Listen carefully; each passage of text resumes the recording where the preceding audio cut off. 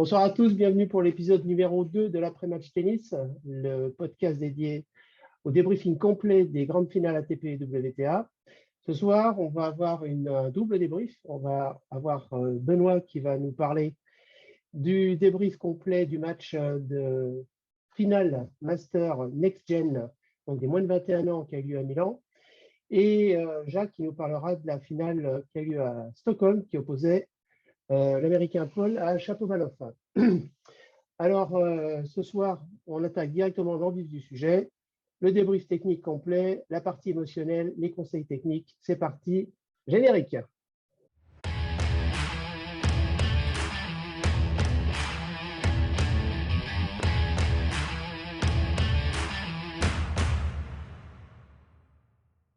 Ok, bienvenue à tous les deux. J'espère que vous avez passé une bonne semaine. C'est parti, on attaque avec Benoît. Si tu peux nous parler en détail du débrief technique de la finale ATP Master Next Gen. Les jeunes, donc à l'honneur, Carlos Alcaraz et Sébastien Corda, c'est ça. Hein, donc le score 4-3, 4-2, 4-2, Alcaraz, ouais.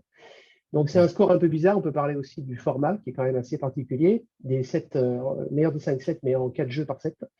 Sébastien, pas encore, mais Benoît, on t'écoute là-dessus. Ok, je vais commencer par une petite histoire. Donc, comme vous le savez, j'entraîne Arthur Ferry. Et avec lui, j'ai fait toute la série des juniors. Arthur, il est de 2002. Alcaraz, si je ne m'abuse, il est de 2003. Et on était au tout début de notre aventure tous les deux avec Arthur. On était dans un tournoi et il me dit Benoît, il faut qu'on regarde, il y a championnat du monde, je crois que c'était moins de 16 ans, un truc comme ça, entre la France et l'Espagne. Et tu avais justement Alcaraz qui jouait contre Harold Maillot. Et j'ai dit bon, ok, on va regarder. Et donc, on a regardé. Et Harold, il a eu balle de match. Finalement, c'est Carlos qui a gagné. Et Arthur, il m'a dit mais qu'est-ce que tu en penses? Je lui ai dit, bah, écoute, comme souvent, le Français, je trouve qu'il a un beau tennis, tout est bien. Et l'autre, là, pour le coup, j'ai un mec qui va pour développer un jeu avec des forces incroyables, et notamment un coup droit. Donc déjà, à l'époque, il se décalait, il envoyait. Et donc, ça veut dire que quand on est jeune, ça fait faire des grosses fautes et des gros points. Et à un moment donné, quand ça passe, il n'y a rien qui l'arrête, quoi. Moi, je pense que Carlos, il va être, comme beaucoup, hein, je pense qu'il va être très, très, très fort. Je pense qu'il peut être numéro 1 mondial. Et là, sur ce match, c'était contre Corda cette fois-ci. C'était un peu la même chose, c'est-à-dire que go big, il y va, coup droit, revers maintenant aussi, service aussi. Et puis voilà. Et donc, au début, il fait des fautes. Je ne sais pas, peut-être la tension de la finale, peut-être que le jeu de Sébastien l'a gêné ou pas. Et au bout d'un moment donné, le rouleau compresseur se met en route. Et du coup, il y a des moments donnés où il fait la différence avec ses coups forts, quoi. Donc ça, c'est pour moi la grosse chose qui sort d'un gars comme ça. Et le conseil principal pour les auditeurs, c'est voilà, penser à qu'est-ce que c'est votre coup fort, votre identité de jeu, et développer une identité de jeu énorme qui fait que quand vous allez avoir développé tout votre potentiel, il y a peu de joueurs ou il n'y a aucun joueur qui serait capable de vous faire face. Donc ça, c'est le gros truc. Après, si on va un peu plus dans les détails, donc Sébastien Corda, il est grand, longiligne, il joue en rythme, fluide. C'est vraiment très sympa ce qu'il propose aussi comme jeu. La qualité mentale, je pense, c'est ce qui, avec le calme qu'il a, il est capable d'être dans le flow, comme on dit. Et donc, quand on est dans le flow, c'est d'utiliser tous nos moyens. Donc ça, c'est à mon avis une qualité vraiment pas facile à développer et qu'il a. Et chapeau à lui. Et ce qui manque, c'est ce que je viens de dire avec Carlos, que de temps en temps, je pense que ça serait bien qu'il soit capable de faire des bons coups d'accélération, des bons coups de booster, et qui ferait la diff. Donc, en plus d'avoir ce jeu de fluidité là, et bam, bam, d'être capable de changer de rythme, de tout d'un coup faire quelque chose qui sort de l'ordinaire. Alors après, peut-être il est fatigué en fin de saison comme tout le monde. En tout cas, c'est ce qui ressort pour moi de ce match-là. Le Carlos, il a une fraîcheur et un impact tout le temps, tandis que le Sébastien, il reste fluide, il fait des trucs propres, propres, propres, et puis à un moment donné, ça ne tient pas, ça explose un peu, quoi. Donc voilà ce que je vois principalement pour cette finale de la Next Gen. D'accord. Est-ce que tu penses qu'Alcaraz, enfin, pas se repose, mais construit son jeu et sa stratégie autour d'un coup fort, un coup très fort? Est-ce qu'il a un coup qui est quand même beaucoup plus fort que le reste de... Il sait tout faire, hein, mais on a l'impression qu'il se base essentiellement sur cet énorme coup droit qui est souvent décroisé. Est-ce qu'à ton avis, c'est la base Ouais. de la construction de ses points? Oui, donc comme je disais, c'est la base et ça l'a été là depuis, là, comme je disais, je l'avais vu il y a 3 ans contre Harold et c'était déjà sa base. Maintenant, en plus de ça, il a une puissance au service. À un moment donné, il sert à 218, donc ça Ouais, envoie. Il n'est pas forcément précis encore, il peut encore progresser au service, mais il envoie. En revers, il envoie aussi. Et maintenant, il est aussi capable de faire des amortis. Il a fait pas mal d'amortis qu'on payait. Et aussi capable de très bien jouer au filet. Je trouve qu'il a une belle main au filet. Donc, beaucoup, beaucoup d'atouts. Et effectivement, son jeu est basé sur son coup droit en grande partie. Et maintenant, pas seulement. Donc, du coup, tu vois, pour moi, c'est comme un Roublev qui est capable d'envoyer le rouleau compresseur. Mais en plus, voilà, Roublev, il monte à la volée. Moi, je rigole à chaque fois que je le vois à la volée. Je vois des volées, c'est des cloches. J'ai dit, mais le mec, il est dans le top 10 mondial, il ne sait pas voler, c'est pas possible. Mais bon, il est tellement fort coup droit revers que. Donc là, ce n'est pas du tout le cas avec Carlos. Carlos, maintenant, il a un jeu qui commence à être vraiment complet. Et voilà, comme pour répondre succinctement, effectivement, c'est basé surtout sur le coup droit au final. d'accord. La partie émotionnelle, la partie attitude sur le court des deux joueurs, d'ailleurs, tu as noté quelque chose de particulier?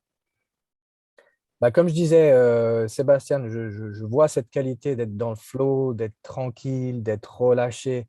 Mhm. Ça, c'est une très belle qualité. Carlos, sa grosse qualité, c'est que c'est une confiance qui sort de lui et qui sort, à mon avis, qui vient de, je vais dire, cette éducation qui est de baser quel que soit le moment, j'y vais avec mes forces. Et donc, on l'a vu dans le tie-break, il envoie. Il y a des moments donnés clés. Ouais, j'avais noté, mais je n'ai pas repris mon cahier. Des moments clés où il fait une grosse faute, mais derrière, il va faire 2 points avec son coup droit.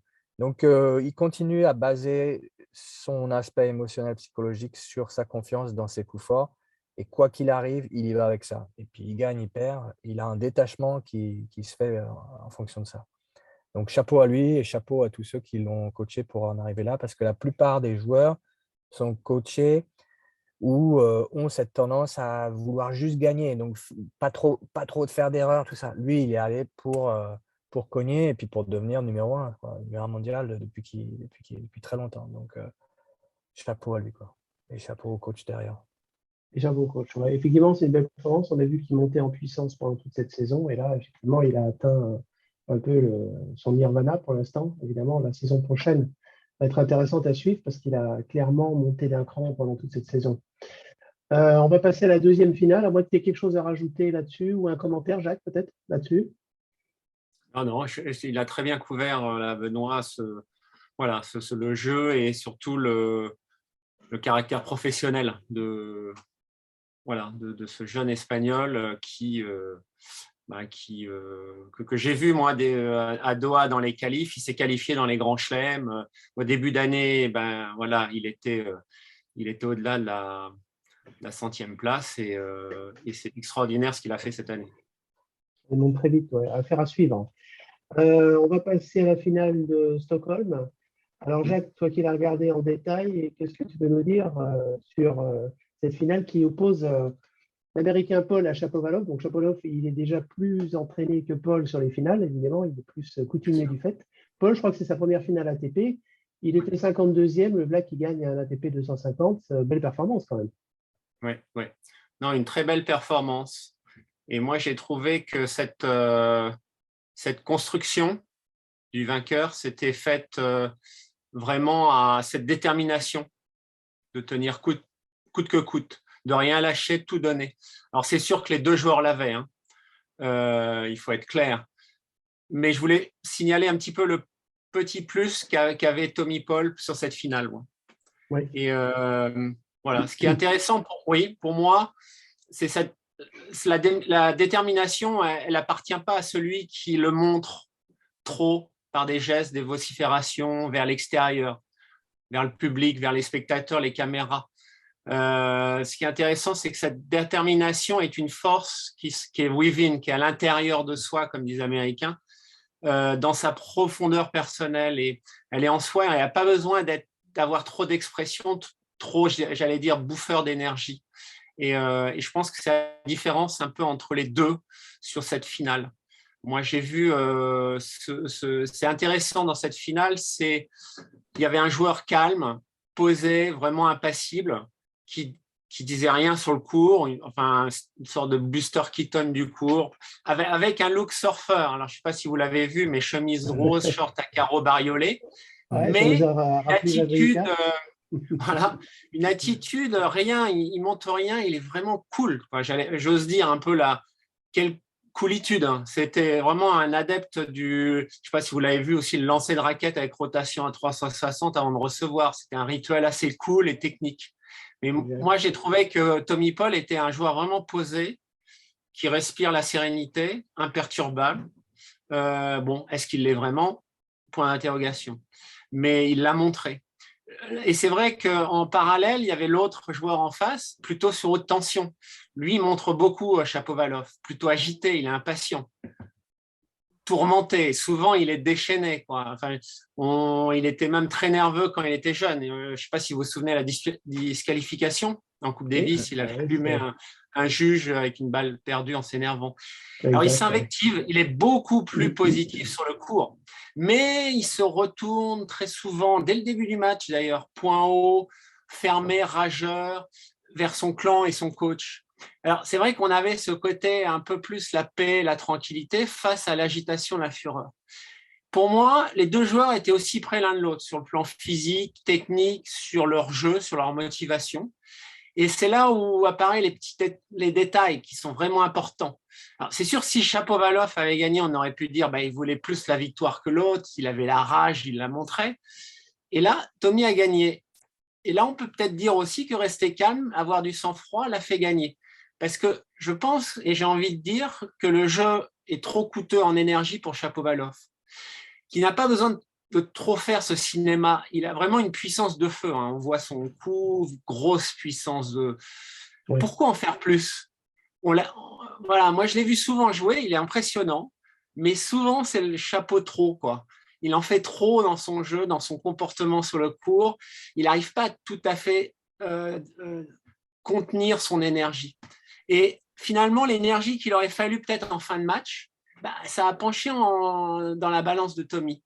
Alors, moi, j'aurais cette réflexion pour lui, peut-être à être trop de dépenses d'énergie consistant au fur et à mesure du match, et ça use à la longue. D'ailleurs, on le voyait, il y avait trop de force des fois du corps dans des doubles fautes, quelques balles décentrées en coup droit. Il y a eu trop de dépenses avant, et d'ailleurs qui lui coûte ces échanges longs. Je ne sais pas si vous vous souvenez, en fin de match, Tommy Paul, il a mis son énergie et sa détermination dans ses coups, ses services, ses attaques, dans son jeu agressif. Effectivement, il était plus... Si, alors, moi, je l'ai vu comme ça, j'ai trouvé qu'il était plus appliqué. Il est peut-être moins doué techniquement, mais plus appliqué. Alors, c'est sûr que ça a joué. Moi, je pense que sur la fin de match, Shapovalov est quand même à 4-3 pour lui au troisième, 15-40. Ouais. Et là, on voit, il y a des balles décentrées de Paul dans un échange. Shapovalov hésite, tout ça, il tente, mais vraiment, il a des balles décentrées, c'est des missiles, toi. Et il rate complètement son troisième coup d'attaque. Et finalement, égalisation à 4 partout. Ensuite, Paul, mais incroyable en coup de défense, il tient l'échange, il laisse l'autre un peu rater, il varie son jeu, il y a même des slices en coup droit, etc. Il fait le break à 0, il sert pour le match. Ping, 4 points encore. Là, il est un petit peu plus, je dirais, il montre le bras, mais il montre le point. Pour moi, c'est un geste qui vient de l'intérieur pour jouer le plus sain. C'est-à-dire encore un point, la suite, allez, je l'ai, lâche pas, allez, le prochain point. C'est pas un show dès le départ, c'est un geste dans la lignée de son jeu qui est économique, condensé, cohérent. Il vient de gagner quand même 12 points de suite. Alors, c'est vrai que moi, je parle souvent de surfeur. Là, là, on a le look de surfeur, la chemise rose, et elle surfait sur la vague de la justesse de son jeu. Et moi, souvent, je trouve qu'on est un peu trop souvent impressionné par les côtés acteurs de certains joueurs, voire d'entraîneurs. Alors, ils moulinent les bras, ils grimacent, ils se tendent tous leurs muscles, ils crient des commandes, allez, vamos, à chaque point gagné, faute de l'adversaire. Moi, je vois ça un peu trop souvent d'ailleurs sur les cours des amateurs et souvent sur les jeunes joueurs. Et d'ailleurs, souvent qui sont en manque d'estime d'eux-mêmes et de façon intrinsèque. Voilà. Alors, c'est vrai qu'ils pensent peut-être que ça va énerver l'autre ou mettre de la pression sur l'adversaire, mais moi, j'ai bien aimé ce match. Pourquoi ? Parce que je crois que celui qui était le plus déterminé, celui qui ne mouftait pas, celui qui disait rien. Juste un petit peu ce bras levé, c'était assez doux. Mais quel combattant, quel fighter. C'était vraiment l'homme calme et impassible, était celui qui était vraiment déterminé pour gagner. Et moi, ce Tommy Paul que je voyais finalement pour la première fois m'a fait penser à deux sportifs. Donc, il y en a un que j'ai vu, voilà, qui me rappelle, et c'est plutôt pour les anciens, par son intelligence de jeu, sa technique qui était simple, épurée, mouvement rapide, économique, assez juste sur le court. Vraiment une impression de facilité qui dégageait, là où d'autres semblent dégager plus d'énergie. C'est un joueur qui est décédé cette année, c'était Bill Scanlon, qui était un ancien top 10 mondial en 84. Et moi, j'adorais le voir jouer quand je commençais à jouer parce que c'était encore les raquettes bois. Mais c'était un joueur qui était d'une simplicité. Et ça, il m'a fait rappeler dans cette simplicité, dans ce calme. Voilà, c'est peut-être la formation américaine, je ne sais pas.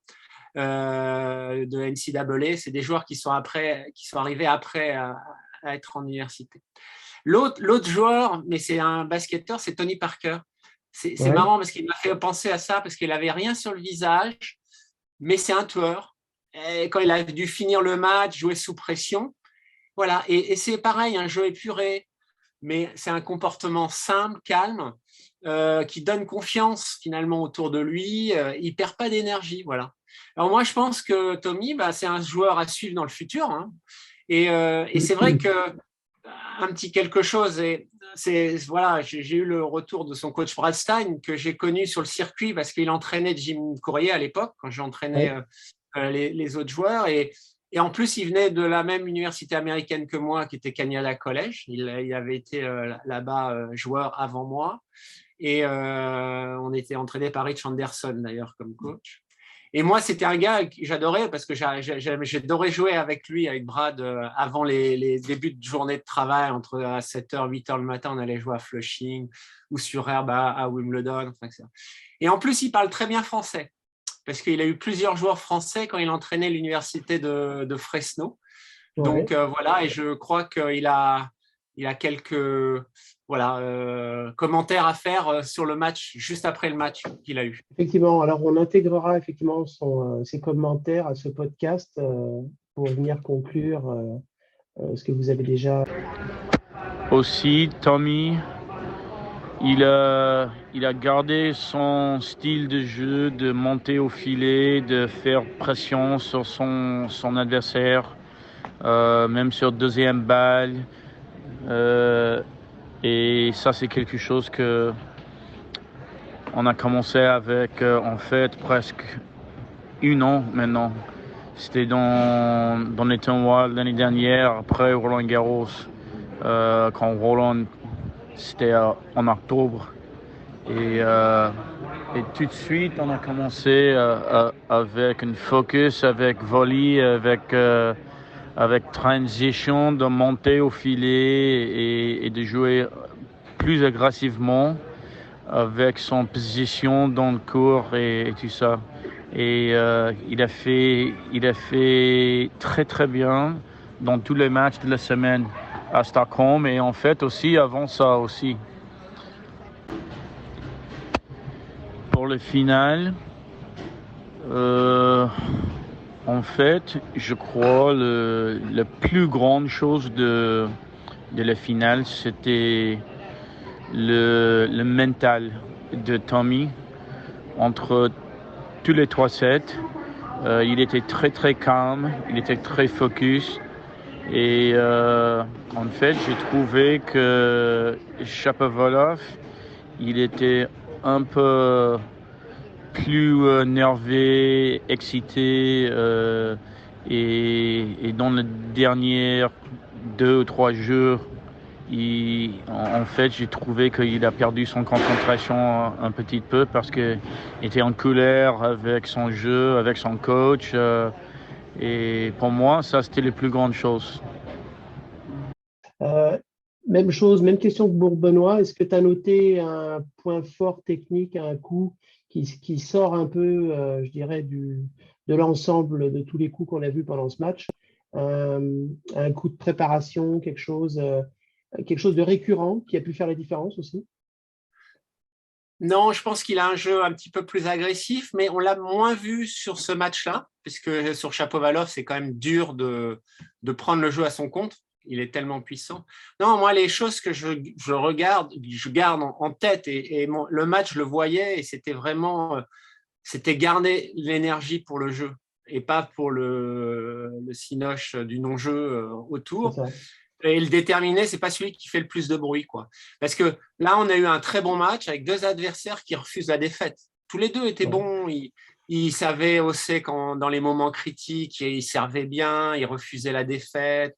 Ils étaient vraiment, voilà. Ils cherchaient pas d'excuses. Il n'y a pas eu d'excuses de la part de Shapovalov, le perdant, mais aussi il n'y a pas eu de démonstration spectaculaire de Paul le vainqueur. Moi, je trouve que c'était super ce respect du jeu et de la lutte des champions. C'est ça que je voulais mettre un petit peu en. La deuxième chose, si j'ai une chose, c'est sur Shapovalov. Moi, je pense qu'il devrait mieux gérer son envie de découdre, de se battre. À chaque fois, je disais plus de pause. Alors, pause, moi, ça me fait aussi entendre poise, tu vois, sérénité en anglais. Et lui, il fonctionne encore comme un jeune junior, quoi. Et je trouve qu'il devrait apprendre maintenant des top champions comme Nadal, Federer, Djokovic, qui, eux, ne s'éparpillent pas. À la limite, je dirais la même conseil à F2A, là, Félix Auger-Aliassime, sur ce sujet. Oui. Trop d'énergie, trop de focus qui partent ailleurs et qui coûtent la fin d'un match ou d'un tournoi qu'on va au bout. Et c'est vrai que moi, ça me rappelle toujours les phrases de Kobe Bryant. Je me souviens, il disait, mais voilà, il est temps d'y aller. Tu vois, c'est you have to put yourself in a cage. Tu sais, toi, la cage, c'était le terrain de basket, et lui, c'était son interrupteur mental. C'était son mental switch. C'est quand tu es dans cette cage, tu es le personnage. Toi, you are the character. C'était ça. Et quand je suis dans cette cage, ne me touche pas, ne me parle pas, laisse-moi tranquille, tu vois. Don't touch me, don't talk to me, leave me alone. Et je pense que c'est ça. C'est qu'à un moment, tu n'as pas besoin de qui que ce soit en dehors, c'est toi avec toi-même, et essayer de garder en soi cette envie, mais cette envie doit être dans l'énergie que tu mets à jouer et pas à faire le show. Et sur Alcaraz, je retrouve la même chose. La même chose aussi qu'on trouve sur Paul, qui a dû sûrement bien travailler là-dessus, parce que je sais que Brad est très fort dans cette préparation. D'accord, effectivement, c'est intéressant. Alors, après, ce sont des joueurs qui ont des tempéraments différents aussi. Je pense à Francis Tiafoe, qui, il y a quelques mois, était assez réservé sur le court. Et le voilà maintenant, qui atteint de très bons résultats semaine après semaine, et qui commence à montrer un peu plus. quand il fait des coups un peu extraordinaires, il se retourne vers le public, un peu stoïque. Et c'est vrai que le public aime ça, ça met l'ambiance. Il joue un peu au Kyrgios par moment. Et on a l'impression, enfin, si on t'écoute, il peut peut-être s'enfermer là-dedans maintenant et ça peut peut-être le sortir du jeu aussi. Il est peut-être en train de perdre quelque chose, une sérénité qu'il avait, qui peut-être est en train de lui échapper avec ça. Oui, je voudrais juste ajouter là-dessus, c'est que tu as faussaire pour le match contre Ouais, Paul. En demi, il n'est pas loin d'être en finale, il n'est pas loin peut-être ouais. de gagner ce tournoi. Bien sûr que c'est un joueur aussi à surveiller pour rentrer dans le top 10. Mais il y en a beaucoup qui veulent rentrer en top 10. Shapovalov aussi. Les Je places pense que sont chères. les places vont être très, très chères. Ok. Écoutez, merci en tout cas pour ce débrief complet de ces deux finales. Ce que je voudrais maintenant, c'est attaquer une petite partie. On a déjà quelques courriers et quelques mails qui nous ont été envoyés. On a Jean-Christophe là à Nantes. Alors ça, c'est purement technique, hein, donc c'est pour ça que j'en appelle à vos connaissances, qui nous demande, il est un petit peu confus sur le choix des raquettes et il hésite sur le nombre de cordes à placer sur le tamis, s'il faut qu'il choisisse des raquettes 17-19, 18-19, 18-21, enfin, etc. Le nombre de cordes placées verticalement, le nombre de cordes horizontales, avantages, inconvénients, je crois que Benoît, c'est ton domaine, ça. Tu peux nous dire un peu les grandes lignes de choix là-dessus? Tel choix va engendrer tel type de jeu, tel autre choix, un autre type de jeu. Qu'est-ce que tu peux lui répondre à Jean-Christophe? Oui, ça va être des grandes lignes parce qu'après, c'est à chacun de trouver ce qui lui correspond. L'idée générale, c'est que s'il y a plus de cordes, il faut imaginer les petits carreaux que font les cordes sur la raquette. S'il y a plus de cordes, les carreaux sont plus petits. S'il y a moins de cordes, les carreaux sont plus grands. Oui, Ok. Donc, si les carreaux sont plus grands, et ben, quand la balle elle arrive dedans, la balle elle va rentrer plus et repartir plus. ok, Ok. Et d'autre part, si les carreaux sont plus grands, ça permet aussi que la corde elle bouge plus. Donc, elle va pouvoir donner plus d'effet aussi. d'accord. Inversement, si les carreaux sont plus petits, bah la balle rentre moins et repart moins. Par contre, elle va repartir exactement là où tu veux qu'elle aille. Donc, les petits carreaux, ça avantage le fait d'être précis, Oui, tandis que les gros carreaux, ça avantage le fait de pouvoir mettre plus d'effet et plus de puissance. Voilà, c'est compris. aussi simple que ça. Après bien sûr, c'est à compléter avec quelle raquette, de quelle raquette on parle. Tu vois, si c'est une raquette avec un profil, donc sur le frame, la raquette, si la raquette elle a un profil fin, donc elle partira moins, tandis que si elle est profil plus large, elle va partir plus. Tu vois, les babolas, Ok, c'est des raquettes avec profil large, ça part plus. Donc, si tu as une raquette avec profil large et puis en même temps les gros carreaux, bah là, tu peux te dire que tu vas avoir un avion dans tes mains, quoi. ouais, ça va être Enfin, difficile à contrôler peut-être. pas forcément, tu vas réussir à la contrôler, quoi. C'est C'est pour ça ça, que j'aime ouais. pas du tout les babolas, moi. Donc, je Ouais. ne peux pas toucher à ça. Mais voilà, si tu aimes bien quelque chose que tu contrôles, et ben, tu vas avoir une raquette avec un cadre fin et des petits carreaux. Et là, tu vas avoir le plus de contrôle possible. Après, voilà, ça dépend de Compris, ton jeu, ça dépend de tes compris, aspirations et puis ce que tu as besoin, quoi. Voilà. compris. Jacques, une autre question technique d'un autre auditeur qui nous demande le choix des tensions. Alors, haute tension, basse tension, avantages, inconvénients, qu'est-ce qu'il faut choisir par rapport au type de jeu, par rapport au type de raquette. Et la tendance actuelle, depuis quelques années d'ailleurs, on voit que les tensions ont diminué par rapport à un Connors ou un McEnroe qui était à 45 kg. On a descendu quand même, ou un Borg, ça a descendu. Enfin, pas McEnroe d'ailleurs. McEnroe tendait très très peu. Je crois qu'il était à 22 ou 23 kg. Mais qu'est-ce qu'on peut dire actuellement par rapport aux raquettes modernes sur le choix d'une tension un peu élevée ou une tension assez basse? Ouais, je pense qu'il faut aussi pas essayer de copier les professionnels sur ce plan-là, parce que Oui, c'est quand même des gens qui ont la puissance déjà dans leurs bras. Donc, eux ont besoin de plus de contrôle, d'être sûrs sur leur frappe de balle. Et donc, ils l'ont généralement en tendant un petit peu plus, en jouant avec aussi du cordage un peu plus fin. Mais eux vont tendance à tendre un peu plus. Pour le joueur amateur, il faut faire très attention parce que c'est quand même beaucoup plus dur à jouer ces cordages très tendus. Donc voilà, le principe il est clair. Si je détends, la balle va se déformer, va repartir assez vite, mais je vais avoir moins de contrôle. Je vais peut-être perdre en qualité de contrôle de balle et je vais avoir une possibilité de la rater longue de temps en temps, alors que j'ai l'impression d'avoir plutôt bien tapé la balle. Donc, moi, je conseille toujours, si on a vraiment une perte de confiance dans son jeu, on essaye de tendre un petit peu plus pour frapper plus fort et que la balle reste dans le court. Et puis, quand je commence à vraiment bien sentir la balle et gagner en confiance, là, je peux détendre un petit peu parce que la balle va partir vite, mais j'aurai quand même une confiance et bien sentir la balle. Voilà, donc c'est un peu ce côté-là. Maintenant, c'est quand même des choses, il faut tester. Moi, en ce moment, je suis en train de tester des tensions avec des cordages, je descends d'1 kilo, 2 kilos, parce que j'ai une raquette qui est un peu plus raide et finalement, j'ai l'impression que ça avance plus trop sur certains coups. Donc, j'ai l'impression qu'il faut que je détende. Mais jusqu'où je peux détendre, il faut tester ça. Donc, n'hésitez pas à changer.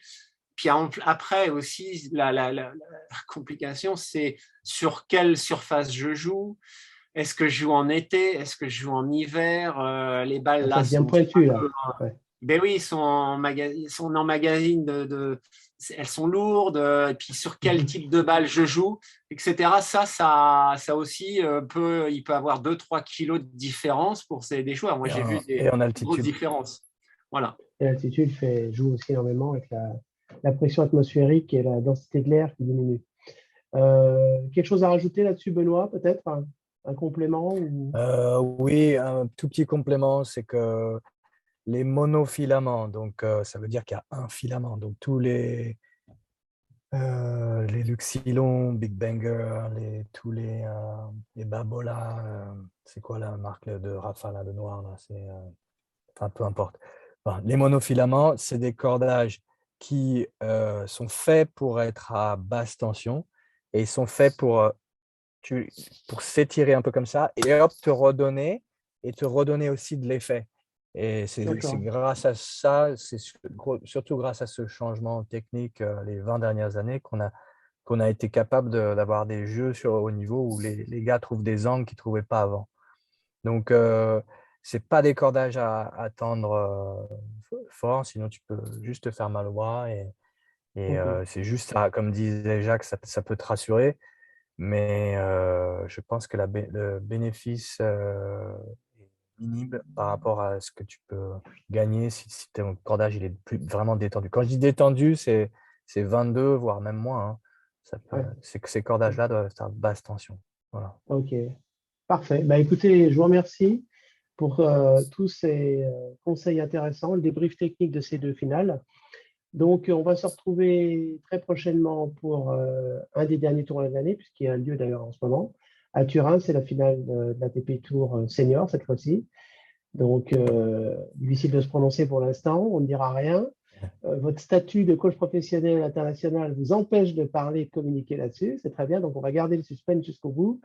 Nos auditeurs que j'invite à nous retrouver pour la numéro 3 cette fois-ci, peuvent retrouver vos profils et vos liens respectifs vers vos sites professionnels qu'on mettra en lien avec cette vidéo.